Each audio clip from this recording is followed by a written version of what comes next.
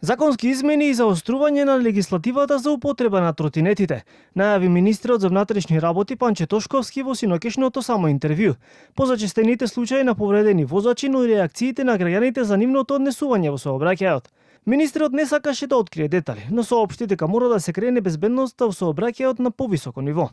Лани на територијата на Македонија се случиле 147 сообраќајни незгоди во кои учествувале тротинети, а 12 вакви несреќи се евидентирани во првото тромесечие од годинава. Тоа ќе биде следен чекор во поврзано со сообраќајната безбедност. За да речеме, ќе мора да одиме со заострување на легислативата и во овој дел.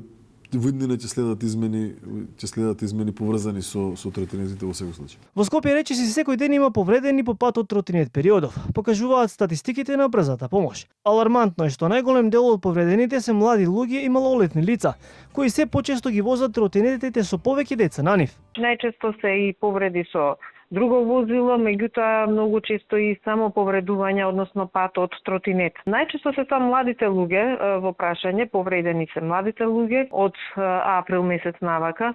Во текот на едно денонокие, ако имаме во просек 3 до 5 сообраќајни незгоди, се случува барем преку еден ден да има по една сообраќајна незгода со повреда од тротинет. Најчесто се со скршеница на рака и нога. Дел од граѓаните гласно критикуваат за управувањето на тротинетите. Сведочели на незгоди, но бараат решение за овој проблем. Многу сум исплашена од нив, изненадно позади мене ќе помине само. Во Ѓорче, да ви кажам, две девојчиња, качени падна. Значи, девојчињата едното се повреди и после дојде тука.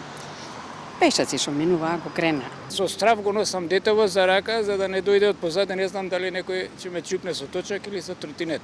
Ти безшумни се. Последната сообраќајна незгода со тротинет се случи пред 2 дена во селото Добрушево, а тротинетот бил управуван од 6-годишно дете, иако возрастната граница за нивно возење според закон е 14 години.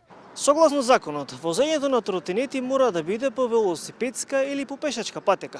Меѓутоа, во никој случај тоа не смее да се одвива по коловозна лента, нешто што се почесто го гледаме во земјава. Забрани или строги регулативи за електрични тротинети се носат во Европа, но и во земјите од регионот веќе неколку години. Во Албанија се очекува воведување минимална возраст од 16 години, како и употреба на задолжителна кацика и осветлување. А уште построги правила најавува Грција, која планира да ги забрани за сите под 18 години.